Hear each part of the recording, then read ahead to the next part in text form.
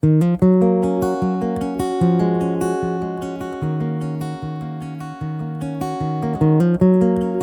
definitely started because we saw a need.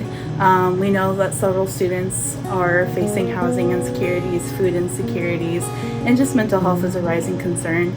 And so when this grant kind of came available, we were like, yeah, I think we want to kind of push into this and definitely try to apply for that. And so in about January, we received this $50,000 grant.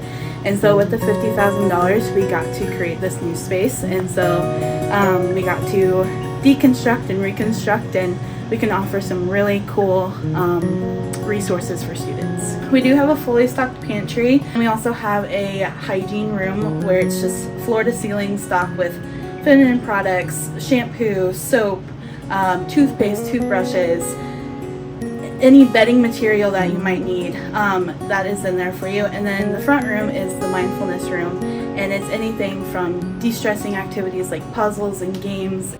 This space is really just open for any student. If you just need an extra box of cereal one week or you need an extra bar of soap, I will have hours available where this is just open that you can come in and utilize this space. Obviously the mindfulness room is a little different. It'll pretty much be open every day.